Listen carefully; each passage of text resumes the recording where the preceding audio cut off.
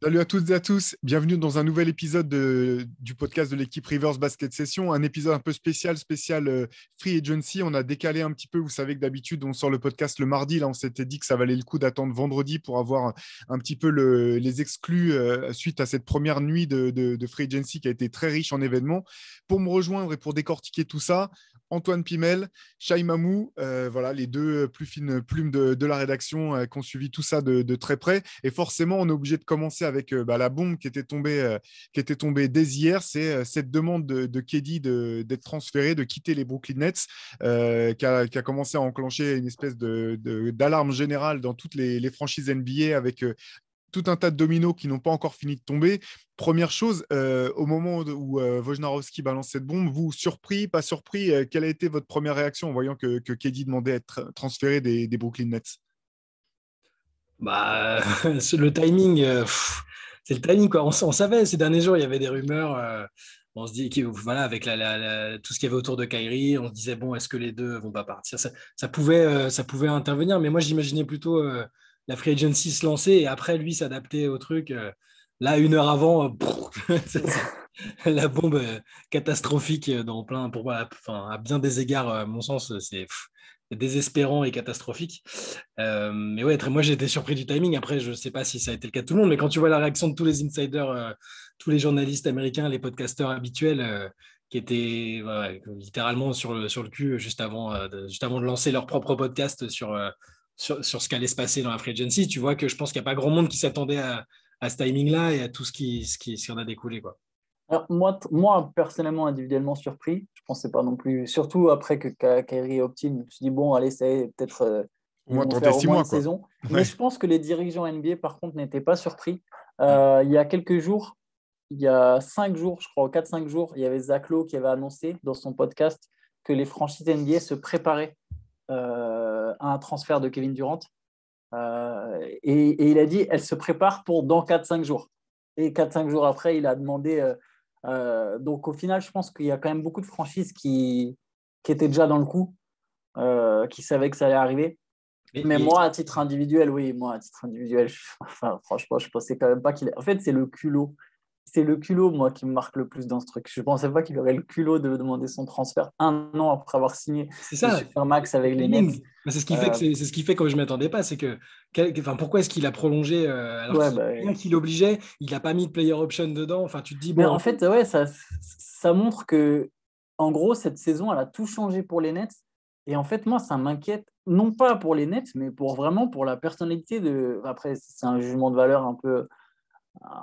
Enfin, je veux dire, je me permets de juger sans avoir toute l'histoire, toutes les cartes, mais ça montre que, ouais, vraiment, voilà, ce gars-là, il a changé d'avis par rapport à la gestion de comment ça s'est passé ces derniers mois. Et je trouve ça rude quand, de l'extérieur en tout cas, tu as quand même l'impression que c'est son meilleur pote, quand même le grand responsable de la gestion catastrophique, quoi. C'est ça qui est un peu incroyable, c'est que j'ai l'impression qu'au bout du compte, c'est les Nets qui payent d'avoir Ouais, tout fait bien comme il fallait en fait. c'est Et ça, qu'au ouais. bout du compte, c'est parti complètement en vrille pour une raison principale quand même qui est le fait que Kyrie Irving ait refusé le vaccin cette saison et ses absences répétées pour des raisons qu'on comprenait plus ou moins bien. Et ce qui est complètement fou, c'est que même jusqu'à la dernière minute, KD aura dit non, bah, je lui en veux pas, c'est normal, c'est mon gars. Et au bout du compte, c'est la franchise qui se fait pénaliser, qui prend le plus cher, alors que eux, c'est vraiment dur de trouver, en fait, en essayant d'être objectif, à ce qu'ils ont pu faire de mal ou ce qu'ils ont pu faire pour que la situation en arrive là. C'est quand même complètement incroyable. je pense qu'ils étaient même prêts. Ils se disaient, bon, bah, si Kyrie veut pas activer son option, très bien, on reconstruira sans lui. Il y a KD, il y a Ben Simmons, machin. Mais là, c'est scénario catastrophe pour eux, en fait. Enfin, et Ah, C'est dans l'idée, ils catastrophe. peuvent. Dans leur malheur, pardon, la seule chose positive, c'est qu'effectivement, KD a re-signé pour le Supermax l'an dernier et qu'il lui reste 4 ans de contrat. C'est finalement la seule chance qu'ils ont dans leur malheur parce que finalement, on va y revenir, mais ça m'a fait rire de voir dans la foulée, non seulement il demande à être tradé, mais en plus, il donne une liste d'équipes dans lesquelles il ouais. veut être envoyé. Mais les Nets en ont rien à faire en fait. Ils peuvent tirer le maximum d'assets qu'ils peuvent. S'ils peuvent l'envoyer aux Kings, je ne vois pas pourquoi comment ils se priveraient de le faire, sachant qu'un joueur comme Kelly, ça peut faire. Enfin, c'est le Oui, genre de ça, joueur qui peut n'importe quelle changer la équipe. trajectoire d'une franchise, en fait. Donc, quelque part ça, c'est la chance des Nets. Mais ce qui est vraiment incroyable pour sa legacy ou la trace qu'il laissera dans l'histoire, c'est qu'il avait déjà surpris tout le monde en choisissant les Warriors. Moi, j'avais été surpris, mais je n'avais pas trouvé que le choix était honteux. Après tout, voilà, on le sait la free agency, c'est quelque chose pour lesquels les joueurs ont dû se battre. Il faut revenir jusqu'à l'époque d'Oscar Robertson et des sacrés comment dire, face à face avec les propriétaires pour que les joueurs aient le droit de choisir et le droit de pouvoir choisir leur destination. Donc moi, je suis pour que les joueurs puissent choisir leur destination quand ils sont free agent. Il a gagné les titres avec les Warriors. Certains trouvaient que c'était une équipe cheatée. C'est un débat, c'est pas un débat, ça je sais pas. Toujours est-il que leur équipe était impressionnante. C'est une des équipes les plus impressionnantes et qui jouait le mieux au basket que j'ai pu voir jouer. Il a choisi de partir. Ce que moi, j'ai pas compris personnellement. Si ton but c'est de gagner des titres, j'ai pas compris pourquoi il voulait partir. Mais l'idée c'était, je veux laisser ma propre trace, construire mon truc moi-même. Alors déjà, moi je me disais bon bah il y avait OKC pour ça. Déjà si tu voulais faire ton truc toi-même, il fallait rester à OKC jusqu'au bout. Par à Brooklyn, il fait venir les gens qu'il veut. Kyrie est venu parce que Kevin Durant le voulait. James Harden est venu parce que Kevin Durant le voulait. DeAndre Jordan aussi. Exactement. Il a eu l'équipe qu'il voulait. Derrière, les gars qu'il a fait venir, soit sont barrés, soit sont incompréhensibles et mettent l'équipe, la laisse en flamme. Et derrière, il repart. Et là, je ne comprends pas, en fait, d'un pur point de vue calculateur, quelle trace ils pensent pouvoir laisser après tout ça. C'est complètement fou. Parce que là, imaginons qu'ils rejoignent les Suns et que scénario idéal, ils arrivent à gagner un titre. D'où ça serait le titre de Kevin Durant, celui-là. Je crois que c'était ça qu'il voulait, même, avoir une équipe, gagner un titre en son nom et prouver que sa trace était impossible à effacer. Je ne comprends pas du tout les calculs du gars. Mais est-ce qu'on sait seulement ce que Kevin Durant veut et est-ce que Kevin Durant sait vraiment ce qu'il sait, ouais, ce que j'allais dire. On en parle tout le temps depuis le début de sa carrière, quasiment. Alors on a compris à la limite le moment où il part d'OKC, tu peux te dire il a du mal, voilà, avec Westbrook, c'est compliqué parce que tu as l'impression que ça le freine un peu. Il n'a pas le tempérament pour, je sais pas, pour demander le trade de Westbrook, par exemple, même s'il sent qu'au niveau de la connexion technique, c'est pas forcément ça. Donc il part à Golden State, il te dit c'est pour l'épanouissement, pour bien jouer au basket. Enfin, moi, celle-là, je l'ai complètement comprise, celle-là. Hein. Indépendamment. Ouais, moi aussi. Pareil. Non, mais pareil. Voilà, indépendamment du côté de cheater, pas de cheater, il n'y a pas eu de cheat. Ils avaient formé, ils avaient tout fait pour mettre en place une super équipe et ils ont profité de trucs pour le prendre. Mais après, derrière, tu passes d'une situation où tu te dis bon, ok, KD à Brooklyn, oui, bon, alors pourquoi pas, parce qu'il veut effectivement avoir son équipe et la construire, mais pour derrière passer au scénario inverse où. Parce que là, les rumeurs, c'est que des trucs où on te dit il veut jouer avec un tel, il veut jouer avec un tel. C'est reparti. Je ne sais pas si lui veut, c'est ce qu'il veut en fait. En fait, je pense qu'il a. Ah, pardon, vas-y. Non, je disais, quand tu l'entends, dans tout, il a fait des podcasts en 6-7 épisodes avec Bill Simmons et avec Draymond Green, machin. Et à chaque fois, on ressort du truc sans savoir ce que le gars veut laisser comme empreinte. Un coup, tu as l'impression que sa motivation, c'est d'être enfin considéré comme le numéro 1, qu'il a une espèce d'ego qu'on peut comprendre en fait, parce que c'est le meilleur joueur théoriquement. Antoine, toi, tu disais la semaine dernière, je crois, ça peut être le meilleur joueur de tous les temps s'il veut. Ouais, s'il avait une autre personnalité. Un coup, on a l'impression que c'est l'espèce de quête de reconnaissance qu'il n'a pas et c'est acceptable. Un coup, c'est qu'il veut des titres. Un coup, c'est juste le plaisir. C'est incompréhensible. En fait, tu as mis le doigt dessus. Je crois qu'il a vraiment des traits de caractère qui s'opposent. C'est-à-dire que d'un côté, et souvent il va te dire ça, moi je suis juste un hooper, je veux juste hoop, je veux juste jouer. Mais en fait, si tu voulais juste jouer, Golden State, c'était parfait. Parce que, toute la pression de la franchise, elle revenait à Stephen Curry. Le système, tout était en place pour juste jouer au basket. Toute la franchise est cadrée. Tu n'as pas à t'occuper des transferts, des machins, parce que tu as un bon GM, tu as un bon coach, tu as un bon propriétaire. Donc, tout ce que tu as à faire, c'est te pointer et jouer au basket. Au final, il a mal vécu le fait d'être l'ennemi numéro 1, le fait que les gens ne comprennent pas son choix, en fait. Et je pense ça a joué, et quelque part, j'arrive pas à me mettre dans ses baskets, mais je peux comprendre. T'imagines si tout le monde te dit. Moi, je suis d'accord avec vous. Moi, j'avais compris le choix de Kevin Durant de rejoindre les Warriors. Comme vous, l'histoire de cheater, pas cheater, à un moment, tu t'en fous. Je veux dire, ça avait du sens. Il voulait jouer au basket, il aime jouer au basket, il a rejoint l'équipe où il pouvait jouer au basket et ils étaient inarrêtables. Bon, c'est un fait. Voilà, je pense qu'il a mal vécu tout ça, donc il s'est dit ok, je vais créer ma propre legacy. Mais en fait, voilà, il y a trop de trucs contraires. C'est d'un côté, en fait, je veux être le boss à ma façon. Les Nets, ils ont fait, comme tu as dit, tout ce qu'il a demandé. Et ça, même avant les histoires de tout ça, il y avait les règles qu'ils ont changées au sein de la franchise. Il y avait des règles qui avaient été mises en place par Sean Marks et par Kenny Atkinson. C'est là qu'ils sont plantés, certainement, d'ailleurs. C'était d'ailleurs, en les acceptant Nets, ça. c'est ça leur au bout du erreur. compte. En fait, je parlais avec un ami à moi ce matin et qui est coach mental et qui est coach aussi de jeunes tennisman et il me disait ça. Ces mecs-là, à un moment, c'est des requins et en fait, si tu les laisses, ils vont te bouffer. C'est comme au PSG, c'est comme dans plein de sports, c'est comme plein d'athlètes de très grands champions. En fait, à un moment, si tu les cadres pas, ils ont des mentalités depuis qu'ils ont 10 ans, 9 ans, 8 ans. C'est des mecs qui sont amenés à bouffer les autres d'une manière ou d'une autre. Tu peux pas les laisser, en fait. Si tu les laisses, tu te fais bouffer. Les Nets, ils les ont laissés. Et là, pour revenir sur ce que disais, je pense que vraiment, les Nets, c'est le moment où ils doivent se dire, on n'en a plus rien à foutre. Ok, il veut partir, il n'y a pas de souci. On va le faire partir. On va faire partir Kyrie Irving. Je pense que les deux vont bouger. Mais par contre, c'est nous qui décidons. Et je pense que là, il faut vraiment qu'ils en aient rien à foutre de l'image que ça renvoie. Parce que tu sais, souvent, des fois, tu entends ce truc de ouais, mais si tu sais. Après, les autres joueurs, ça pour moi, c'est du bluff, c'est du mytho. Il y a toujours des mecs qui signent au Knicks malgré James Dolan. Il y a toujours des mecs qui signent au Mavericks malgré Comme les les Spurs, histoires. hein. Mais oui, il y a toujours des. Il y a tout... En fait, c'est pas vrai. Tu peux faire un sale coup à une superstar. C'est pas vrai. D'Angelo Russell, il a balancé un de ses coéquipiers. Il est toujours dans la ligue. Il y a des mecs qui le kiffent. Donc vraiment, en fait, tu peux faire la superstar, là, s'ils veulent, comme tu as dit, ils veulent l'envoyer aux Kings, ils le font. Vraiment. Et je pense que.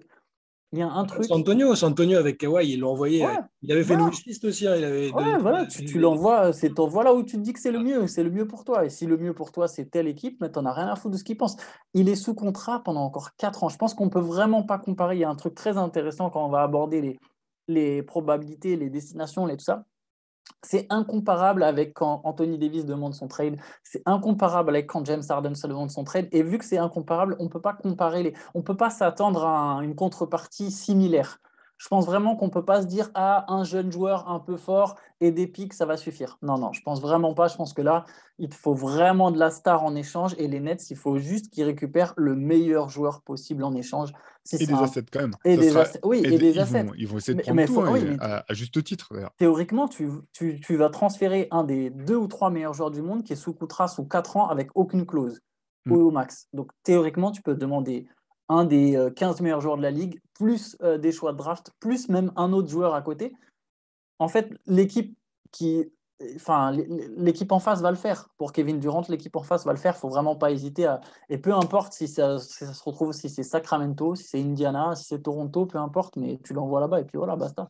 Je vais revenir tout à l'heure, tu parlais de culot, Antoine, et c'est vrai que moi, au bout du compte, ce qui me gêne le plus, c'est pas tant les revirements d'avis, parce qu'on a tous le droit de tenter Ouais, des choses et de se tromper. Moi, ce qui me gêne vraiment, en fait, c'est les leçons de morale que donne Keddy à longueur de temps maintenant, notamment que ce soit envers les fans ou envers les médias. Il y a quand même un mépris pour les amoureux de basket à travers le monde, je trouve, dans les propos de Keddy, systématiquement, qui dit si vous n'êtes pas vous n'êtes pas un joueur NBA, vous ne savez pas de quoi vous parlez, vous ne connaissez pas le basket, vous ne savez pas ce qui se passe dans un vestiaire. En gros, ça a toujours été son fonds de commerce, du moins ces dernières années. Et là, je trouve ça en fait incroyable il y a un moment où il faut quand même assumer ses responsabilités. Il aurait eu le droit de dire, en fait, il aurait demandé son trade en disant, je me suis planté, j'ai voulu faire ça à Brooklyn avec mon gars, c'était trop compliqué.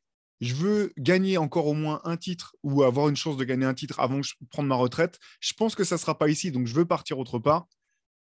J'aurais, enfin, c'est pas, j'ai rien à accepter ou pas accepter, mais voilà, je me suis dit, bon, bah, voilà, ça arrive. On est tous des adultes, on sait ce que c'est de croire à quelque chose dur comme fer et de se rendre compte qu'on s'est trompé et de vouloir changer d'angle.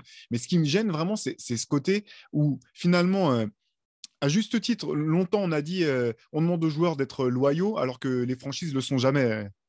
Ça, c'est vrai. Mais là, c'est même pas ça. J'ai le sentiment qu'il fait porter le chapeau de toute la responsabilité sur les Nets qui n'ont rien fait pour. Et là où je pense ce qu'il perd de vue, c'est qu'il y a derrière la franchise, derrière les propriétaires, ceux qui payent les salaires, il y a aussi des fans, en fait. Il y a des fans de basket, de Brooklyn, de New York en général, ou des équipes, en fait. Et ces revirements comment dire, de décision, ces changements de décision et cette attitude hyper méprisante, je pense qu'ils ne mesurent pas à quel point elle est insultante, en fait, pour tout un tas de fans de basket qui ne demandent rien de plus que de pouvoir apprécier Kevin Durant pour le joueur incroyable qu'il est. Je veux dire, on est tous d'accord pour dire ça. Personne ne remet jamais en cause sa valeur en tant que joueur. Mais quelque part, finalement, maintenant, surtout après le titre des Warriors, ce qui est fou, c'est que le chemin qu'il a pris, je pense, va amener les gens à même remettre en cause son importance au sein des Warriors lors des 2 titres qu'ils ont gagnés ensemble. parce que c'est redevenu l'équipe de Curry. Curry a montré qu'il pouvait gagner sans Kevin Durant. Et du coup, dans le même temps, le fait que KD choisisse de changer à nouveau son arme d'épaule, j'ai le sentiment que ça peut que écorner son image pour la suite de sa carrière, la trace qu'il va laisser. Et ça, je trouve ça dingue. Je trouve ça dingue. Non, mais ça, c'est sûr. Et moi, il y a 2 trucs qui m'interpellent. Je reviens sur un truc que disait Antoine tout à l'heure sur le fait qu'il y avait voilà, les joueurs, enfin, surtout les alpha dogs, on va dire. C'est un peu des requins, tu leur laisses une opportunité et ils s'engouffrent dedans, ils ont des habitudes. Mais avec Kevin Durant, j'ai même pas l'impression que ce soit ce mec-là et j'ai l'impression qu'il a toujours été plutôt dans le cas du mec qui se fait bouffer. C'est fou, mais tu prends OKC. C'était toujours quasiment Westbrook qui voulait, entre guillemets, la lumière sur les fins de match et c'était un désastre à chaque fois. Et c'était pas KD qui se mettait en avant. À Golden State, il était un peu en retrait. Visiblement, ça l'a saoulé aussi, que ce soit sur le plan du jeu avec Curry, avec la popularité. Et puis, il aimait pas qu'on lui rentre dedans avec Draymond. Enfin, il a toujours. Le fait que les gens vont avoir du mal à l'aimer, c'est aussi parce qu'il est impossible à cerner et qu'il a beau parler 18 000 fois, on comprend toujours pas ce qui. T'as l'impression que, comme tu disais, Théo, il demande aux gens de se mettre à sa place. Ouais, vous pouvez pas comprendre. On a des choix à faire, machin, machin.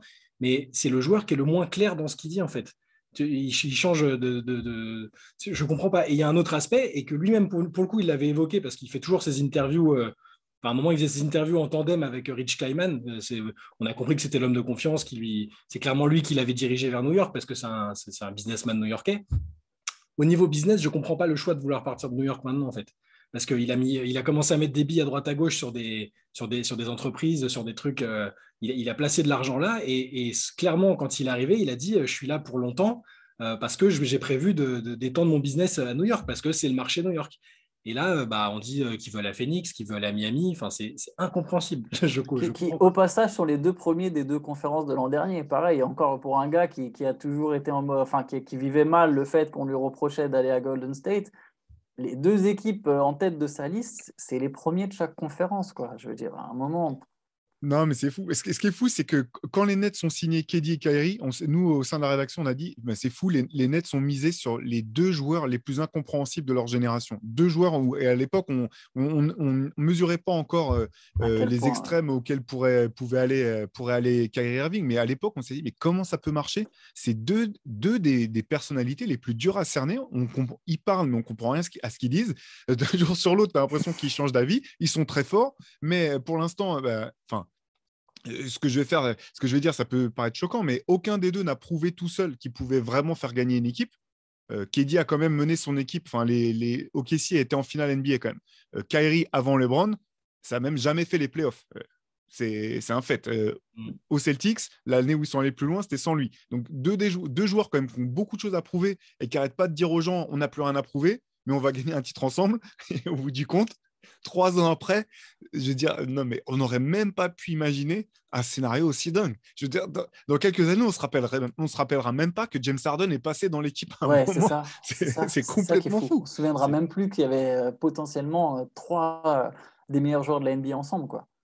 C'est C'est un désastre total pour cette équipe de Brooklyn. Effectivement, je pense que le trade pour KD, je pense qu'il faut qu'il récupère le maximum, ne serait-ce que pour que ça puisse s'équilibrer avec le peu de choses qu'ils pourront récupérer en échange de Kyrie Irving. Il faut que ces 2 échanges puissent au moins s'équilibrer pour leur permettre de repartir. Et puis, en fait, j'ai une pensée pour deux acteurs en fait un peu malheureux. C'est Ben Simmons qui se retrouve tout seul dans cette équipe, au bout du compte. Et l'autre, c'est un peu différent. C'est les Atlanta Hawks qui doivent se mettre des gifles à tour de rôle d'avoir fait un trade la veille de la demande de départ de KD, parce que je pense que KD aurait été vraiment un joueur je pense qu'il aurait pu être sur leur liste, qu'ils avaient des assets peut-être pour essayer d'aller rivaliser avec les autres pour essayer de le choper. Là, au bout du compte, ils ne sont même pas dans la course. Ils ont des John Temeray, c'est cool, mais ils regrettent, je pense, quand même ce matin. Je sais que Théo, tu crois beaucoup en Ben Simmons. Enfin, tu crois encore en Ben Simmons, en tout cas. Mais je me suis posé la question parce que là, ça faisait plusieurs semaines qu'on disait que KD parlait plus aux dirigeants. On est d'accord. Après, ça peut vouloir dire, on peut faire dire à cette information ce qu'on veut lui faire dire. S'il est en vacances, il n'a peut-être pas envie de parler au front office. Mais normalement, le contact n'est jamais rompu entre une star et un front office. Et là, ça faisait déjà quelques semaines. Moi, j'ai eu l'impression que la fin de saison, avec les espèces d'atermoiements autour de Simmons, il a pu le côtoyer un peu, il a pu le voir, discuter avec. Je sais pas, j'ai eu l'impression, et c'est très personnel, qu'il n'a peut-être pas eu confiance en ce qu'il a vu de lui, le fait qu'il ne veuille pas jouer, etc. Et que du coup, il a pas réussi à se projeter dans une équipe où il serait avec lui, même quitte à ce que ce soit sans Kyrie, en fait. Alors que sur le papier, tu te dis, si ta base d'équipe, c'est Kevin Durant et Ben Simmons, indépendamment de la présence de Kyrie ou non, bah, ça roule normalement. Enfin, tu te dis, il y a moyen de faire quelque chose de fort. Et là, je sais pas, j'ai l'impression qu'au niveau du timing, je me demande s'il s'est pas dit merde, je n'ai pas confiance en ce que l'équipe peut donner avec Ben Simmons et je vais envie de me barrer, quoi. Bah en fait, j'ai l'impression qu'il est passé de dire à tout le monde je veux construire ma propre legacy, gagner des titres tout seul, à se dire non, maintenant, il faut que j'aille dans l'équipe où j'ai le plus de chances de gagner un titre à coup sûr. Genre, s'il pouvait demander un trade aux Bucks ou aux Warriors si c'était pas grillé, je pense que ça aurait été tout en haut de sa liste, en fait. C'est ça qui est vraiment incompréhensible. Je suis d'accord avec toi. Ben Simmons, KD et même 6 mois de Kyrie Irving pour voir ce que tu peux récupérer en échange, ça reste très fort sur le papier. Il faut voir dans quel état est Ben Simmons, mais qu'est-ce que tu peux espérer que. Je veux dire, si tu es un joueur du niveau de KD, si tu es le joueur que KD pense être, eh ben, tu fais comme LeBron, en fait. C'est-à-dire que tu vas dans n'importe quelle équipe et tu la transformes en une équipe qui ne peut pas faire les playoffs comme les Cavs quand il est revenu, à une équipe qui fait les finales de NBA année après année après année. C'est ça que je comprends pas, en fait. C'est ce côté. Je sais pas ce que je veux faire, mais ce que je sais, c'est que vous n'y connaissez rien, vous, les fans de basket autour du monde. Donc, fermez vos bouches, chaque mois qui sait. Et derrière, tu dis, mais même quand on se tait, qu'on t'écoute, on comprend toujours pas et tu changes d'avis, tu te contredis toutes les 2 minutes. Enfin, c'est dur parce que c'est un joueur incroyable. Je veux dire, cette année encore, s'il n'y avait pas eu des blessures, il aurait été dans la course pour le titre de MVP. Ses stats sont folles. Tout le début de saison où il tient les Nets à bout de bras, littéralement, alors que c'est un bordel sans nom entre. Enfin, bref, on ne va pas revenir en détail. Vous savez vous savez ce qui s'est passé, mais cette année, je trouve c'est une année dont il pouvait sortir grandi. Même s'il a été stoppé par les Celtics et que le premier tour a été plutôt brutal pour lui, ce sweep au premier tour des playoffs, il pouvait en sortir grandi quand même. Au bout du compte, tu dis, bah non, c'est 3 ans qui sont rasés de la carte de sa carrière et où, au bout du compte, le dernier, ce qui nous restera tous en tête ou en bouche, bah, c'est la manière dont il est parti. Mais Ouais, plus que ça laissera beaucoup plus marquant que n'importe quel. Ils ont gagné une série de playoffs en 3 ans. Mais on peut se demander quelque chose. Est-ce qu'on est vraiment sûr qu'il va partir? Parce qu'en fait, Oui. le mec a 4 ans de contrat. Parce que s'il fait une Ben Simmons, oui, ok, il va finir par partir parce que les Il ne mecs. pourra pas faire ça. Il peut Il pas est aller. trop pourra vieux pas. pour Ça se paraîtrait priver de complètement jouer. fou. Mais à la place des Nets, ils peuvent se dire, bon, bah, il va jouer, il va pas tanker, il va pas se mettre à être nul. S'il tient tant que ça à son image et à sa legacy, il va pas tanker. Et on a une équipe, on peut avoir une équipe correcte autour. Mais avec 4 ans de contrat, moi, à la place des Nets, à moins qu'il y ait une offre supersonique avec une autre énorme superstar dans le truc et des pics et tout, enfin, comme tu disais tout à l'heure, il faut faire cracher quiconque a envie de le sortir de là. Et moi, je sais pas s'ils vont. Parce que le gars, il arrive, il dit oui, oui, bah, je veux un trade, trouvez-moi un truc, j'ai une wishlist et je vois pas l'intérêt des Nets de l'écouter en fait. Ah bah, si je Bah, suis les Nets, moi je suis d'accord avec toi. Je pousse pour avoir vraiment la meilleure offre possible et Question. vraiment je me contente même pas d'un. Après, voilà, s'il y a un All-Star en échange, je pense que les Nets ils préféreront tourner cette page et prendre le All-Star que se retrouver encore dans ce merdier. Je pense qu'ils en ont marre. Je pense que John Marks il est fatigué de cette histoire. Je pense que les Nets ils ont envie de se reconstruire un peu plus sereinement. Et voilà, et de toute façon, ils savent qu'ils n'auront pas la contre. Enfin, tu récupères jamais. Déjà, quand tu transfères une superstar, tu te fais toujours carotte.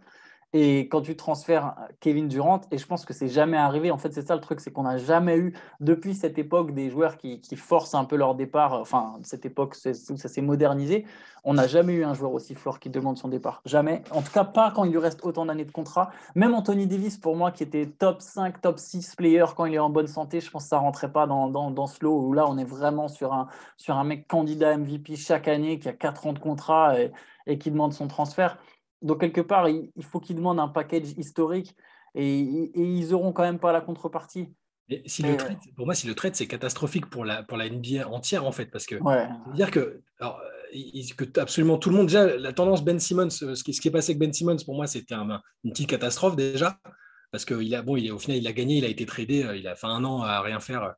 Mais là, si KD avec 4 ans de contrat arrive à être transféré immédiatement juste en disant qu'il n'est pas content et qu'il veut jouer ailleurs, ça peut lancer vraiment une mode, ça peut amplifier encore Alors, c'est très bien que le pouvoir soit aux joueurs, effectivement, qu'on sait que c'est la ligue des joueurs maintenant, qu'ils ont vraiment des décisions, mais ça se comprend quand il reste 1 an ou 2 de contrat, ou que les mecs ils jouent un peu avec cette durée-là pour faire comprendre à la franchise qu'ils vont se barrer s'ils ne les traitent pas maintenant. Mais là, 4 ans de contrat pour un joueur all-time, n'importe qui, enfin, ils vont tous le faire en fait. Mais Mais en surtout, fait, il n'a aucun levier qui est là, pardon. il n'a aucun levier, mais je suis d'accord avec toi, Shai. Effectivement, c'est le grand luxe de la NBA, c'est que les contrats sont garantis. C'est-à-dire que tu signes ton contrat, tu te casses le genou, tu te fais les croisés ou tu te fais le tendon d'Achille, tu peux plus jamais remettre un pied sur un terrain de basket. Tu vas toucher jusqu'au dernier centime de ton contrat, ce qui est un luxe que tous les autres sports pro envient à la NBA, clairement. Donc c'est très bien. C'est très bien que ces athlètes de très haut niveau soient protégés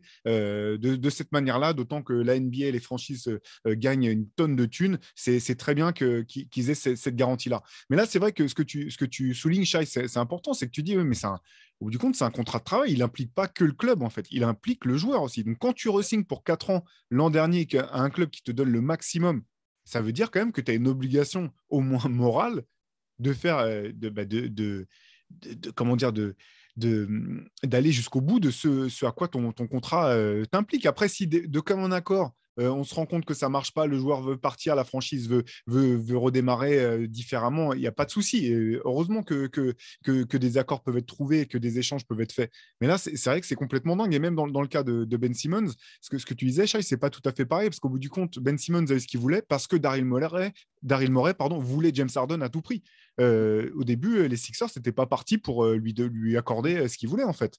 Ouais. Il y a plein d'équipes qui ont proposé des packages, ça ne leur plaisait pas. Daryl Morey voulait absolument récupérer James Harden et c'est pour ça que finalement, j'ai le sentiment que Ben Simmons a eu autant gain de cause que Daryl Morey quelque part. Ils ont eu tous les deux ce qu'ils voulaient et James Harden aussi, donc c'était parfait. Mais là, le cas de KD, c'est vraiment.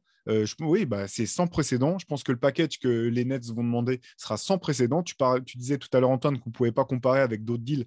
Tu as raison. Je pense que le minimum, c'est le trade d'Anthony Davis, mais c'est le plancher de ce que vont demander les Nets. Ils demanderont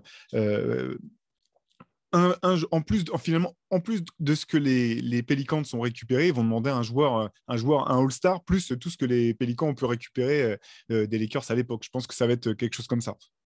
Ouais, après, bon, ouais, ce sera à voir. J'allais dire un mix entre celui d'Anthony Davis et de Kawhi Leonard. Sauf que bon, les deux étaient en fin de contrat, hein, donc déjà, c'était. Je pense qu'ils vont demander vraiment ce que on parlait ce matin avec Julien Deschwitner, notre cher collègue de la rédaction, et je disais, mais en fait, n'importe quel joueur qui n'est pas top 8, top 10 en NBA, il n'est pas en sécurité là, de se faire échanger contre Kevin Durant. En fait, si tu es une franchise et que tu as même le 12e meilleur joueur de la ligue, vaut mieux que tu aies Kevin Durant que le 12e meilleur joueur de la ligue. Donc, tout dépend de l'âge de ta star, en fait. C'est-à-dire que je pense qu'il y a des équipes. On avait un débat sur Jaylen Brown. En fait, si tu es Boston, est-ce que tu échanges Jaylen Brown contre Kevin Durant? Tous les jours. Moi, je l'échange aussi, je te le dis perso. Je pense que oui, mais tu vois, je pense pas que Memphis échangerait là, même si c'est plus. Oui, Ja Morant contre Kevin Durant. Parce que là, tu échanges potentiellement 10. De toute façon, ils peuvent pas. Je t'annonce, ils peuvent pas. Maintenant, ils peuvent plus parce qu'il a re-signé, c'est ça? Non, c'est même pas pour ça. Enfin, c'est intéressant parce que ça nous permet de parler de Ben Simmons. Ben Simmons, il a donc ce statut de designated player. Donc, quand tu signes une extension sur 5 ans au maximum à la sortie de ton contrat rookie, tu peux en avoir 2 dans ton équipe, mais qu'un seul via un transfert. Donc, ils ont déjà récupéré un via un transfert. Donc, ils ne peuvent pas avoir Devin Booker, ils ne peuvent pas avoir Jason Tatum, ils ne peuvent pas avoir Bam Adebayo, Ja Morant, Luka Doncic. Il y a 12 joueurs comme ça. Et sauf s'ils transfèrent Ben Simmons, évidemment. Donc, il y aura aussi ces questions-là à se poser, parce que même Phoenix, honnêtement, même les Suns, je pense très sérieusement que si les Nets leur disent « Écoutez, c'est bon, on a un transfert pour Ben Simmons, on peut prendre Devin Booker ». Bon, là, maintenant, je crois qu'il y a l'histoire de son extension, donc il y a encore un autre blocage, mais je pense très sincèrement qu'avant l'extension, ils vont les voir, on leur dit on vous donne Kevin Durant, vous avez Chris Paul, Kevin Durant, vous vous démerdez avec DeAndre Ayton pour le garder. Je pense qu'il lâche Booker, en fait. Moi, je suis pas sûr quand même, parce que KD, à l'âge qu'il a, il a quand même des blessures de plus en plus fréquentes, ce qui est normal. Devin Booker est tellement plus jeune, a tellement plus d'années devant lui. Moi, je pense que des joueurs de cette génération-là, je pense que, enfin, je peux me tromper, mais des joueurs de ce niveau-là et de cet âge-là, je ne sais pas si ça vaut le coup de le trader Et il est pour plus Kevin vieux Durant. que Jalen Brown. Hein. Il est plus vieux que Jalen Brown. Et Jalen Oui, Brown, mais on a tous admis. Après, il est plus fort. Mais on bah a oui. tous admis que. Mais Devin Booker, sans Chris Paul, il n'a jamais joué les playoffs. Hein. On parlait Non, de non, je suis Kyrie Irving d'accord. tout à l'heure. Il n'a jamais joué les playoffs sans Chris Paul, Devin Booker. Je suis Et d'accord, on je n'est pense pas que sûr qu'une fois que Chris Paul parte à la retraite, Devin Booker, il porte les Suns bien loin. Hein. Bah, Avec Kevin ouais. Durant, ils ont peut-être une chance de gagner un titre maintenant, ce qu'ils auront peut-être jamais en gardant Booker. Tu Ouais, vois. mais tu Après, mises tout c'est sur un une pari. saison, quoi. Parce que tu mises sur le fait que KD se blesse pas, Chris Paul se blesse pas, et que Oui, tout bien roule sûr. pour toi, en fait. Mais je pense très sérieusement qu'ils se posent la question. bah, Non, non, c'est moi, Après, c'est possible. Ouais. je suis hypothétique, d'accord, hein. hein. Moi, Mais je c'est tout pense ça que pour dire que ouais. n'importe quelle star n'est pas safe, pardon. Non, mais c'est-à-dire que ce soit pertinent ou non, on peut penser que c'est pas pertinent, effectivement. Hein. Mais par contre, moi, je pense comme toi qu'ils le font. Je pense que j'ai l'impression que Boston ou Phoenix, dont on parlait, si tu leur dis, parce que c'est des équipes qui sont pas sûres de revenir tous les ans en finale, ou ils ont pas ils ont un noyau, Boston a un noyau avec Tatum, Brown et tout, mais c'est pas des équipes qui sont sûres de gagner un titre dans les 10 ans, en fait. Il n'y a aucune certitude. Ils n'ont pas justement un LeBron ou un KD qui t'assure un shot à un moment, quoi. Donc, j'ai l'impression qu'à la manière de ce qu'ont pu faire les Lakers avec Davis, ils vont se dire, boum, on s'offre une fenêtre peut-être courte avec, là, il y a LeBron et Davis. Peut-être qu'ils y auraient pensé. Après, là, je ne sais pas du tout comment ça va se passer, par contre. Mais... Tu sais quoi, c'est marrant que je parle de Davis. Et apparemment, les Lakers, enfin, il y a quand même un vrai attrait pour les Lakers. Mm. Les Lakers, honnêtement, je fonce. J'en vends Anthony Davis. J'en vends Anthony Davis. Je dis honnête, mais regardez, personne vous proposera un meilleur joueur. Ok, il se blesse, mais en attendant, il est dans son prime et personne ne vous donnera un meilleur joueur. Les Clippers, Paul George, ils doivent se poser la question, en fait. Ah bah, Aujourd'hui, Paul George, la question se face pose. à cette J'adore offre, Paul George, ouais, mais mais pour voilà, moi, c'est c'est. ça. Non, mais quand je dis se Hmm. poser la question, c'est se poser la question de savoir, mais est-ce qu'on va pas le proposer aux Nets, en fait? Vraiment, même les Pélicans, je suis les Pélicans, demain, je me dis, mais attends, Ingram, McCollum, et derrière, j'ai Durant, Zion, mais viens, je tente le coup. De toute façon, je Mais vais même, compléter même, avec d'autres mecs, en il y fait. avait des rumeurs, enfin, plutôt des observateurs se posaient la question même de savoir si les Pélicans seraient prêts à écouter pour Zion, en fait. Ouais, même. Alors, mais dans ce cas, je demande à garder Ingram, par contre. Oui, non, c'est pas Zion et J'en Ingram. Non, vois non, pas les deux. non, J'en non, vois un bien des sûr, deux. bien Mais sûr. ouais, ouais. Mais Sachant que clairement, ça peut aller à l'encontre de ce que je disais tout à l'heure, mais le problème de Zion, c'est qu'on l'a si peu vu sur un terrain au bout du compte. Après, les Pélicans sont ceux, j'espère qu'ils savent le mieux dans quel état de forme physique ils se trouvent, mais c'est vrai que ça serait le trade le plus fou, je pense. ouais, celui-là, il serait dingue. En plus, Zion, il voulait jouer à New York, mais je crois qu'il voulait jouer aux Knicks. Ouais, mais en tout cas, franchement, je pense qu'il peut y avoir enfin, que les franchises doivent vraiment se poser des questions et il y en a une qui va on en parlait encore ce matin, mais je me souviens, il y a quelques temps, dans un article, j'avais écrit que Miami avait l'équipe. C'était un article sur Butler, sur le fait que voilà, Jimmy Butler, il est super fort, et il est super fort en playoff, mais est-ce que quelque part, il est vraiment fort au point où il va te mener au titre? Et je disais, pour réfléchir, je donnais un truc, mais imagine la même équipe du Heat, sauf qu'à la place de Butler, tu as LeBron James ou Kevin Durant. Mais en fait, là, le Heat, je ne pense pas qu'ils le feront, parce que je pense qu'il y a aussi une histoire de culture, etc. Tout comme pour Booker avec les Suns, à un moment, tu te dis, bon, on a vraiment construit autour de ce mec-là, on va peut-être pas le bazarder comme ça, mais Miami, Butler, il a le même âge que Kevin Durant. Il y a une vraie question à se poser, en fait. Tu peux avoir la même équipe, mais tu as une superstar qui est plus forte. Mais je pense pas que les Nets le feraient, pour le coup, justement parce qu'il a le même âge que KD. Ouais, Si, je veux dire, enfin, même mais les Nets, ils n'ont j'adore pas Jimmy intérêt à Butler. Hein. reconstruire, en fait. Les Nets, ils peuvent pas, ils n'ont pas de pic. Mm. Ils C'est n'ont pour pas de ça qu'il leur pic. faut une Il leur star, faut il un leur faut mec. une Ouais, star et des pics. Une star et des pics. C'est ça qu'ils vont demander à tout le monde. J'entendais Adrian Wojnarowski qui disait que certains exécutifs de la Ligue lui avaient confié que depuis qu'ils avaient appris que KD était disponible, ils avaient fait un truc que d'habitude ils font jamais, c'est qu'ils ont appelé les Nets pour leur proposer une offre. Et plus tard dans la journée, ils ont rappelé les Nets pour leur proposer une autre offre meilleure, avant même de savoir si les Nets avaient dit non à leur offre, à leur première offre, en disant oh non, mais si c'est pas assez, on peut aussi vous donner ça en plus. Tellement, bah oui, il y a 29 équipes qui veulent essayer de mettre la main sur KD, grosso modo, clairement. Vous parliez de Zion, et là, il y a 15 minutes, Charania a dit qu'il allait signer la fameuse extension de 5 ans, 200 et 220 millions et tout ça. Donc, Normal, il a fait des photos de beau gosse où il a l'air d'avoir oui, perdu Du coup, lui non 3 plus, il ne kg sera pas 500. disponible. petit coup de Non. Photoshop et tout va Ouais, bien. avec Parce que lui l'éclairage aussi, il va parfait. avoir le statut de designated alors. Ouais. Bon, après. Et ouais, ça va être. En fait, ça va être excitant et intriguant quand même à suivre, mine de rien, tu vois, même si c'est. Et c'est là où la NBA est forte, en fait, c'est que ça s'arrête jamais. En fait, tu te rends compte, ça s'arrête jamais. Oui, Il tout y le a monde 2 semaines, on parlait de folie, tu sais, de tous les scénarios. Il n'y a même pas encore ça en tête, en fait. D'autant que les Nets, ils ont enchaîné coup sur coup en 24 heures deux des scénarios les plus dingues entre Kyrie qui fait finalement opt-in en mode comme s'il était en train de se sacrifier le pour message est l'autel de fou. Le l'humanité. message Quoi, est fou. sachez que donc, si vous êtes des gens normaux, vous permettez juste à la planète de continuer de tourner. Mais les gars comme Kyrie, c'est eux qui montent le chemin. On ne sait pas vers où, mais c'est eux qui montent le chemin. Parce qu'ils ont Allez pris voir ces 36 tweets, c'est millions plutôt magnifique. que 6. Quelqu'un a des nouvelles de Steve Nash, sinon, parce que je pense qu'il Steve Nash, il doit est être. tombé dans Jumanji.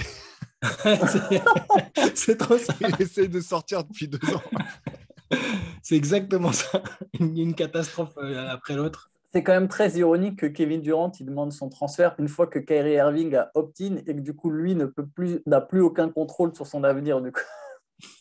Mais apparemment en plus ils ont encore envie de jouer ensemble. Après c'est ce que dit Windhorst, je n'arrive pas à savoir à quel point c'est vrai, à quel point c'est du clickbait, mais apparemment ils seraient pas fermés à l'idée de rejouer ensemble, mais ils atterriront jamais au même endroit en fait, c'est pas possible financièrement, c'est impossible à mettre en place, un transfert des deux dans la même équipe. Donc, je ne suis pas sûr que ce soit vraiment leur intention. Mais si c'est le cas, les gars, enfin, Kevin Durant, il peut se moquer des fans de basket qui ne comprennent rien. Mais je pense que les gens comprennent quand même mieux comment ça marche, apparemment, le CBA que lui.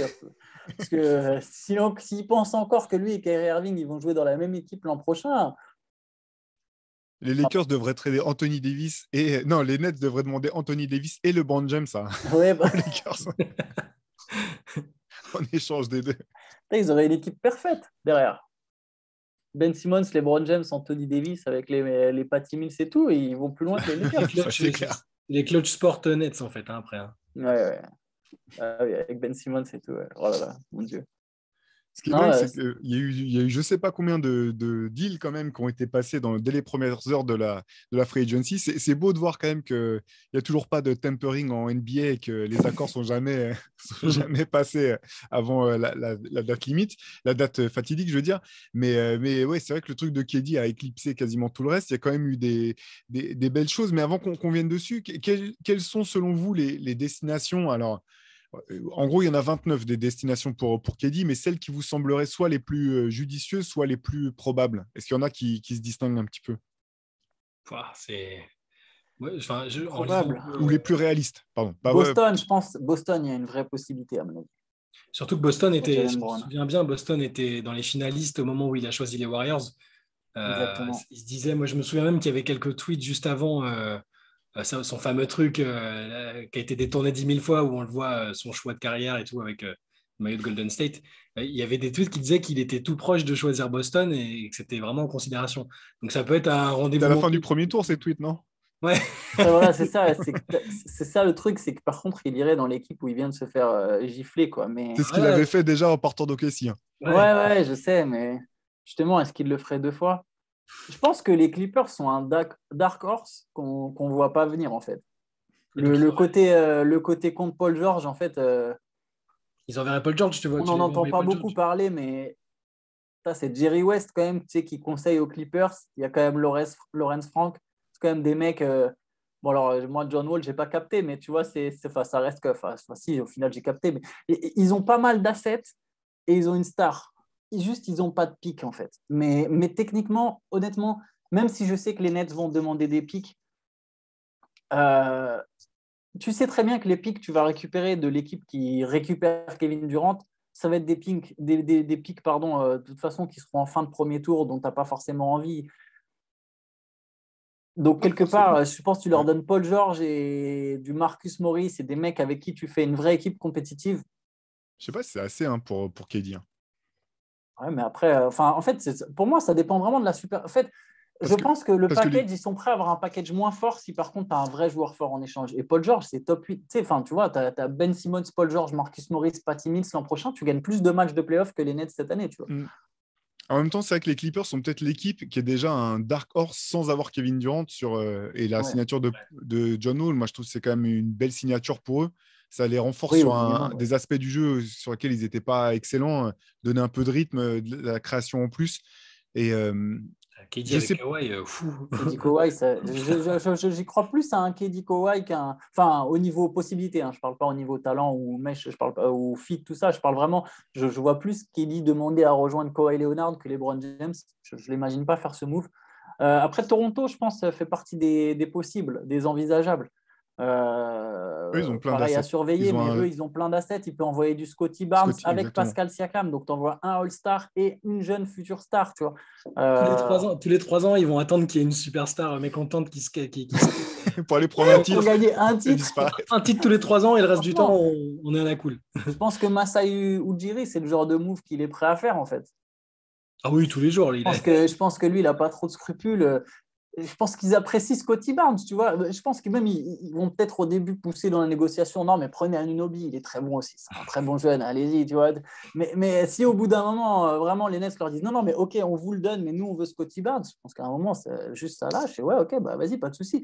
Enfin, tu vois, derrière, tu as Fred VanVleet, tu as Kevin Durant, tu as Gary Trent, et tu sais que tu vas pouvoir peut-être recruter un peu autour, ou en tout cas avoir des assets pour faire d'autres transferts. Parce que tu vois, tu as d'autres bons jeunes que tu peux ensuite échanger contre d'autres joueurs confirmés. Je pense qu'ils peuvent le tenter. Après, je ne sais pas quelle autre équipe. Après, dans la wishlist, il y avait quoi exactement? Phoenix, Le premier Miami. truc. Phoenix et Miami, je crois. Voilà, et on voit Phoenix et Miami. Phoenix, il faudrait qu'ils soient. Il faudrait que les Nets aient une grosse envie d'avoir DeAndre Ayton. C'est Ah J'ai bah du mal à y ça croire. peut fonctionner que comme ça. Ouais, c'est Mais ça. ça peut être Michael Bridges, DeAndre Ayton et des assets. Ouais, Des des assets pics. Cam Mais bon, Johnson. Ouais. Il faut vraiment qu'il n'y ait pas eu. Ouais, c'est que vraiment Dans l'idée, personne n'a moi, j'aime envoyé de la bien. sauce, quoi. Moi, j'aime assez. À la place de Brooklyn, après, ça va manquer de force de frappe en attaque. Et du coup, peut-être qu'il faut voir sur la suite. Mais si tu peux faire, si tu as Bridges, Ayton et Ben Simmons, défensivement, tu es bien. Oui, t'es Après, bien. Pour Brooklyn, c'est pas si mal, hein, parce que je pense que Il est Ayton jeune, en plus. n'a pas pu montrer non plus effectivement tout ce dont il était capable. Enfin, je pense qu'il est capable de plus de choses en attaque que ce qu'il pouvait montrer dans le système de Ouais. jeu de Phoenix. C'est un jeune joueur qui a montré qu'il pouvait hausser son niveau quand il le fallait. Voilà, je comprends toujours pas, en fait, au bout du compte, je comprends toujours pas pourquoi les Suns l'ont pas re-signé dès l'an dernier. C'est la grande question. De ce que j'ai cru comprendre, une des raisons pour lesquelles aussi KD a choisi ce timing-là pour annoncer son envie d'être bougé, c'est justement pour que ça soit avant que DeAndre Ayton ne soit échangé et qu'il y ait une chance, parce que Ouais, visiblement, c'était quand même Dario sa Sens. destination préférée, quoi. Ouais, il a envie de jouer avec Devin Booker, apparemment. Et oui, c'est sûr que Chris Paul, Booker, Durant, bon, ils peuvent se permettre de perdre Ayton. Après, pour les Nets, c'est vrai que ça fait tu as deux jeunes stars avec Ayton et Ben Simmons. Ça dépend vraiment de comment. Apparemment, ils veulent pas Ayton. Pour eux, ça leur suffit pas. Mais bon, c'est la vérité d'aujourd'hui. Et encore, c'est la rumeur d'aujourd'hui. Tu ne sais pas ce que ça donnera dans 10 jours ou dans 2 mois quand tu auras eu toujours sans vraies offres intéressantes.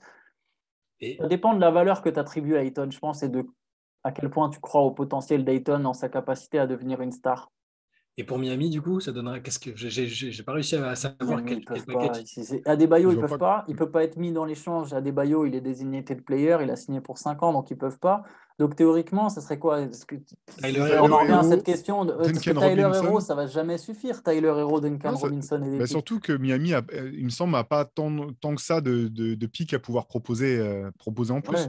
Donc ce serait du Sinon, Butler, Tyler Hero. Et encore, je pense que eux, dans leur idée, ils mettent pas Butler dedans. Donc ok, j'ai si, c'est l'impression que ok, Miami, si. c'est Hein. trop compliqué. Ok, si Ouais, mais ok. devrait Chet Holmgren et 27 pics dans les 2 prochaines années. Et puis... Je pense qu'ils demandent même Shai Gilgeous-Alexander dans Ah ce bah oui, cas-là. bien sûr. Les bah, ils Nets, demandent tu vois, tout, ils Bien sûr. demandent vraiment, tu nous donnes vraiment les. Ça serait très ironique, très drôle, et Kevin Durant serait vraiment dans une équipe où il peut même pas jouer le titre, donc ça serait, mais ce serait particulièrement comique. Mais ouais, je crois pas trop à l'offre des Sixers. On en parlait un peu aussi ce matin. J'ai l'impression que Tyrese Maxey, Tobias Harris, Matisse Thybulle, c'est vraiment beaucoup trop léger. Surtout là, c'est qu'Embiid, visiblement, Embiid, enfin, c'est logique, c'est la star de l'équipe. Et, il considère qu'il manque une autre star avec lui. On dit Kevin Durant est là. Et il a demandé à Morey de se bouger, mais voilà, c'est. Il devrait renvoyer James Harden. Ouais, ouais, c'est Oui, ça. Ce serait ironique de renvoyer James mais Harden. vous imaginez si KD et Harden se font une petite réunion sans Kyrie. Kyrie va nous refaire, il va repartir en mode tweet cryptique, incompréhensible. Mais je pense qu'Arden et KD peuvent plus se saquer, en fait. Kevin Durant, il avait choisi son camp, clairement. Et Harden. il Ouais. lui envoie même un petit pic quand il prend Gobert à sa place le soir de la draft et tout. Je pense Ouais. qu'ils sont même plus potes, en fait. Moi, j'y crois pas. Il y a Chicago aussi. Hein. Chicago, ils ont Zach LaVine que tu peux envoyer en sign and trade. Ils ont DeMar DeRozan. Ils ont Lonzo Ball. Et tu vois, il y a Patrick Williams.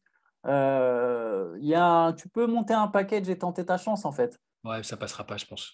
Ouais, je pense pas non plus que ça passe. Mais en fait, encore une fois, ça dépend vraiment de quelle valeur les Nets attribuent à tel ou tel joueur. Ça dépend de ce que propose chacun au final. Parce que si personne ne te propose mieux que Zach LaVine, en fait. Après, je pense qu'il y a des équipes qui proposeront mieux, hein, mais. Et le truc, l'espèce de serpent de mer depuis le début de sa carrière avec Washington, parce que du coup, la Bradley Beal il peut y avoir sign and trade ou c'est fini Non, j'ai l'impression que c'est mort. Il a signé son extension. Ouais. D'accord. Ouais, parce que sinon, à chaque fois, Washington, vu qu'il est de Ça, c'est là-bas. ton rêve, ça. Ouais, mais Le coming home. c'est vrai, le fameux homecoming. Mais parce que lui-même, il avait évoqué ce truc-là à l'époque. Mais bon. Et après, sur les autres pistes, c'est compliqué parce que théoriquement, tout le monde, quand tu sais que tu as un joueur comme ça, c'était comme à l'époque de la free agency de LeBron. Les mecs racontaient que absolument toutes les équipes avaient appelé, en fait. Les Mavericks, ils veulent se mettre dans la lutte, mais j'y crois pas. Pareil, eux, j'ai l'impression qu'ils surestiment leurs mains, quoi. Mais c'est pas avec du Tim Hardaway Jr., tu vois, et des mecs comme ça que tu vas faire une offre Ils peuvent mettre Jalen correcte. Brunson dans. Ah non, pardon. Il aurait fallu le re-signer en mars, là, pardon. Ouais, donc je pense qu'il y a quand même tout le monde va essayer, mais je pense qu'il y a quand même qu'un nombre limité d'équipes qui peuvent vraiment. Et ça, il y a un truc qui me vient en tête. Est-ce que les Timberwolves ils mettent Anthony Edwards dedans? Ouf. Sachant qu'ils ont Karl Anthony Towns qui viennent de re-signer. Ah. Parce que si je suis les Nets, je pense que oui. j'y songe. Je pense que oui, parce qu'ils ont Karl Anthony Towns. Ouais. Mais je pense qu'ils se posent pour y réfléchir quand même. Ouais. Parce que qu'il moi, faut franchement, savoir si je suis les Nets, je vais pousser pour ça, tu vois. Il y a les nouveaux proprios, projet de déménagement peut-être à Seattle. Il y a peut-être ils vont vouloir du Kevin Durant, il adore Seattle. Ouais. On peut trouver des connexions avec tout, en fait. Je disais, il y a quelques mois, il est devenu propriétaire du club de foot de Philadelphie, Kevin Durant. Donc tu peux te dire, est-ce qu'il n'a pas réfléchi à ça? Il a des attaches partout. Tu peux tout trouver, en fait. C'est ça le truc. De toute façon, là, c'est pas lui qui a la main sur le dossier. Donc effectivement. Vu qu'on ne sait pas vraiment ce qu'il veut, on ne sait pas vraiment quel est l'objectif. Ça reste, lui, il veut les Suns, apparemment. Lui, il veut jouer aux Suns. Il sait là-bas, ça va jouer au basket. C'est Monty Williams, le coach. Il va jouer avec Devin Booker. Il y a Chris Paul. Je pense que lui, l'idée, ça lui plaît. Hein. Si tu lui demandes vraiment sa destination favorite, je pense qu'il se dit, bon, OK, ils étaient premiers, mais ils n'ont pas gagné. Tu vois, ça fait genre. Enfin, c'est typiquement le genre de move où d'un coup, Phoenix, tu es obligé de les regarder différemment. Là, tu vois. Moi qui ai toujours allé sous-estimer, si d'un coup, ils ont Kevin Durant, enfin, tu vois, tu es obligé quand même de te dire non, non, l'équipe c'est chaud là. Même s'ils perdent Michael Bridges, DeAndre Ayton, tout ce que tu veux, Cameron Johnson, Cameron Payne, il envoie tout qui tu veux. Hein. Tous les Cameron de l'équipe, si tu peux les envoyer là-bas. Hein. Et ils arrivaient à voir Kevin Durant avec le maillot de Phoenix parce que parfois, moi, il y a des joueurs, je ne les vois pas avec certains maillots. Quand j'ai su qu'il allait à Brooklyn, je me suis dit, ouais, le maillot, ouais, pourquoi pas, j'ai l'impression que ça lui irait correctement. Mais avec un maillot des Suns, j'arrive pas à me matérialiser l'image dans la tête, en fait. Depuis que j'ai vu Patrick Ewing et Hakim Olajuwon avec d'autres maillots que les leurs. Avec Toronto, j'ai l'impression que ça n'a jamais existé. Ouais. Et Seattle, même. Ouais, pour Ewing.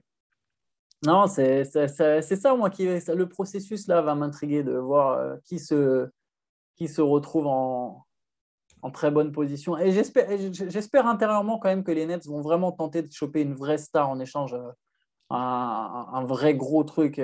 J'ai envie qu'il le pas garde. juste qu'il l'envoie au Suds. En fait, ça me ferait un peu chier qu'il se retrouve qu'il ait vraiment sa destination favorite en mode bon, bah allez, on s'est dit que DeAndre Ayton et Michael Bridges, c'était bien. Je préférerais vraiment qu'ils aillent chercher des Anthony Edwards, des Paul George, des trucs comme ça. Ah, ok, vous voulez Kevin Durant, mais nous, on veut ça.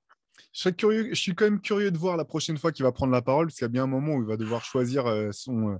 Je sais pas, ça sera une interview, ce sera un podcast, peu importe, mais il y a bien un moment où il va parler.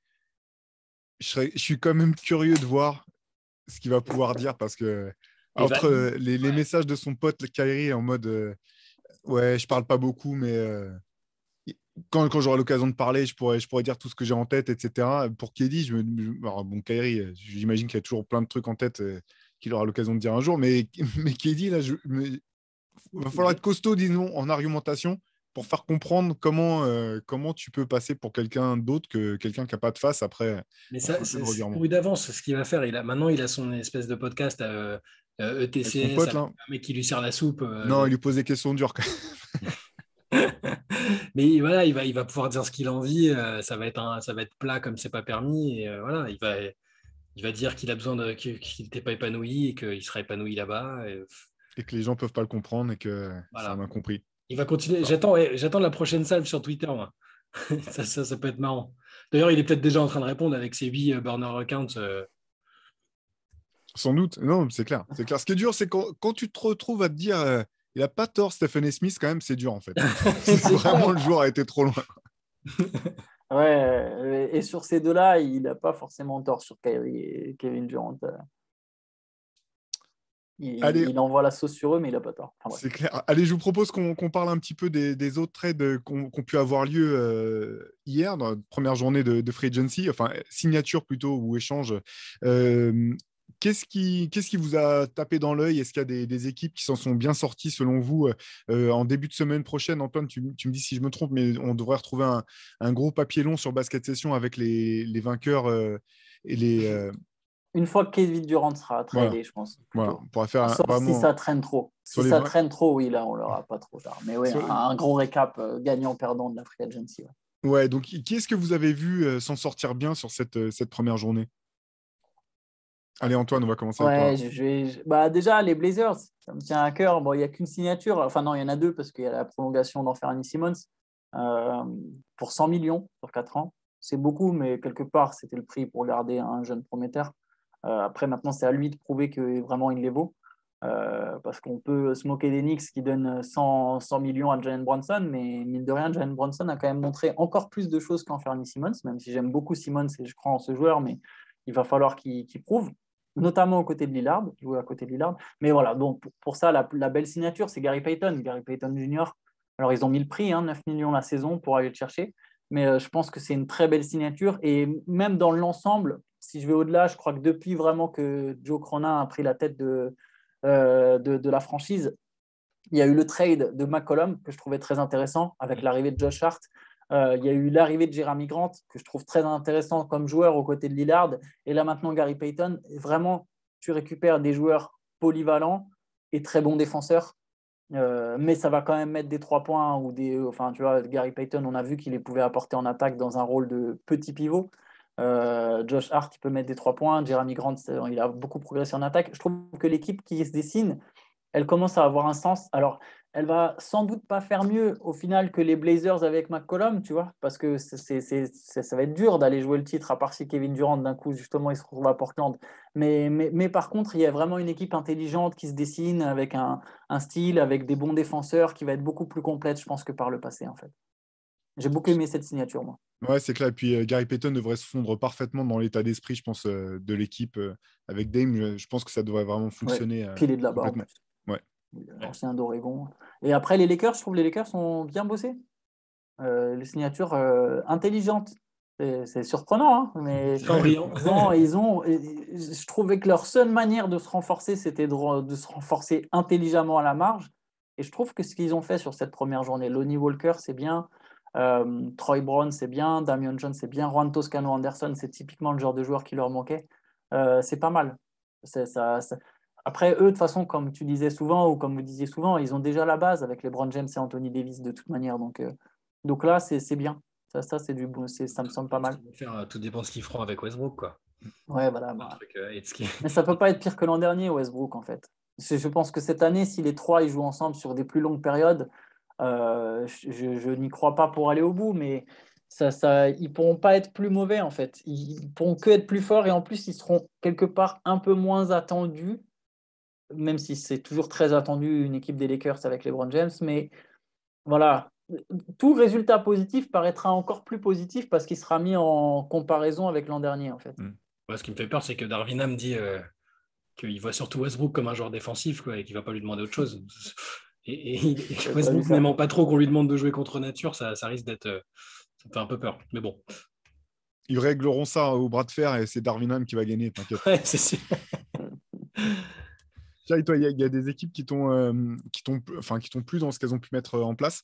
Ouais, c'est plus des signatures par-ci par-là que j'ai bien aimé, ou des prolongations d'ailleurs, enfin des joueurs qui restaient. Quand on a fait le guide de la Free Agency, Parmi les équipes qui avaient besoin de meneurs, de renforts à la main dans l'organisation du jeu, j'avais mis dans les cibles recommandées, j'avais mis Tyus Jones à peu près partout, parce que c'est un joueur ultra propre, très bon dans l'organisation, très complet, mais pour autant très discret. Et au final, il reste à Memphis. Et c'est une super assurance derrière Ja Morant. Je trouve que c'est d'avoir un joueur comme ça, c'est essentiel. S'ils veulent passer un cap, il leur faut un mec qui peut assurer au cas où Morant est blessé ou où il y a besoin d'autres d'alterner un peu.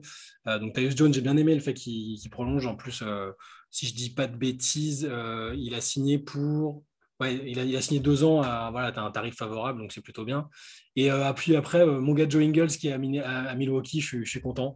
J'étais un peu déçu, triste de le voir à cause de la blessure être tradé par Utah à Portland, une grosse blessure l'année dernière. Et là, à Milwaukee, je pense que c'est un super renfort pour Milwaukee.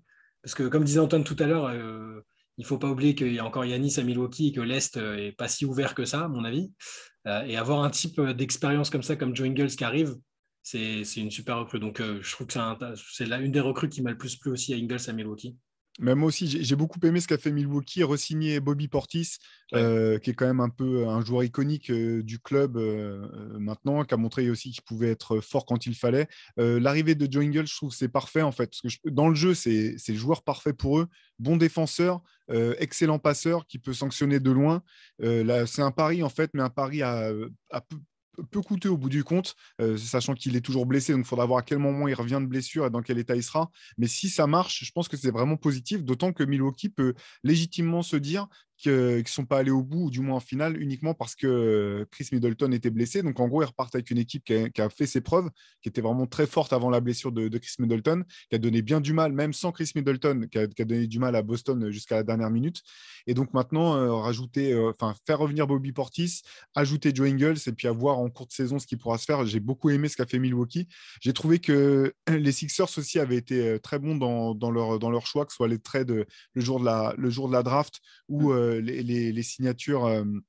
La signature de PJ Tucker, là, je pense que c'est une grosse perte pour Miami, un énorme gain pour les Sixers. Et j'oublie un joueur qui a signé à Philadelphie. Il y avait D'Anthony Melton, ça c'était le trade. Ça, c'est le trade ça, le jour de la draft. Pas mal. Ouais. Ils ont fait Daniel House, je crois. Voilà, oui, Daniel House. Voilà. Ouais. Je trouve que c'est quand même plus que correct comme genre de rotation pour soit aider s'il y a un coup dur ou simplement compléter un peu le noyau. Donc Philadelphie, au bout du compte, ils sont sortis tellement salement des playoffs que j'ai peut-être le sentiment qu'ils sont un peu sous-estimés à l'heure actuelle. C'est une équipe qui peut, si les choses vont bien et que James Harden est ne serait-ce que dans une forme physique d'athlète de haut niveau, sans parler du James Harden qui a été MVP, c'est une équipe qui peut vraiment être dangereuse, je pense. Et là, les moves qu'ils ont fait depuis le début de la free agency me semblent vraiment pertinents du côté de Philly. Et puis Tucker, c'était vraiment le genre de caractère dont ils avaient besoin dans le vestiaire, quoi. Un mec qui va un peu cadrer tout ça, qui va genre arrêter vos conneries. Vous avez besoin d'un guerrier, d'un winner. C'est typiquement ce qu'il va apporter lui dans cette équipe, en plus de tout ce qu'il fait sur le terrain. Ouais, c'est clair. Il y a 2 trucs que j'ai bien aimés aussi, mais c'est parce que c'est des joueurs que j'aime bien, mais Luguensdort qui signe un gros contrat, enfin un long contrat en tout cas avec OKC. Vu qu'OKC ils sont dans une approche, voilà, ils empilent les pics et ils espèrent que le petit noyau dur qui monte finisse par déboucher sur un peu de compétitivité. Et le voir signer 5 ans, 87 millions, c'est vraiment un joueur que j'aime bien et qui, je pense, a encore un palier devant lui. C'est plutôt une bonne signature, je trouve. Et Kyle Anderson à Minnesota, c'est bien aussi, je trouve. Ouais. C'est une perte pour Memphis. Ouais, c'est une perte pour Memphis. Il va apporter. Ils ont perdu Melton et Anderson sachant que Jaren Jackson Jr. va être blessé pour 6 mois. Il y a de la perte à Memphis là. Au niveau playmaking, expérience maintenant, Kyle Anderson, c'est bien pour Minnesota. Ils ont besoin de ça. Complètement. Voilà, c'était un petit récap à chaud de cette première journée brûlante de Free Agency. On va rester bien sûr à l'affût de ce qui pourra se passer du côté des Nets et de Kevin Durant dans les prochaines semaines ou les prochains mois. Nous, on vous donne rendez-vous sur Basket Session. Si vous avez loupé des trades, si vous voulez voir ce qui s'est passé, des signatures, quoi que ce soit, tout est sur Basket Session. On a vraiment fait une opération spéciale en live assez importante. Vous trouverez tous les détails que vous avez peut-être loupés. Nous, on se donne rendez-vous la semaine prochaine pour un nouvel épisode du podcast. Et d'ici là, n'oubliez pas que le nouveau MOOC Reverse numéro 10 spécial Playmaker est en train d'arriver. Les précommandes sont terminées, mais par contre, vous pouvez toujours le commander, vous abonner pour éviter d'avoir à payer les frais de port. Tout ça, c'est sur basketsession.com. Dès qu'on l'a en main, on vous le présentera bien sûr dans un épisode du podcast. On vous en dira plus. D'ici là, on vous souhaite un très bon week-end et on vous dit à la semaine prochaine. Ciao. Ciao.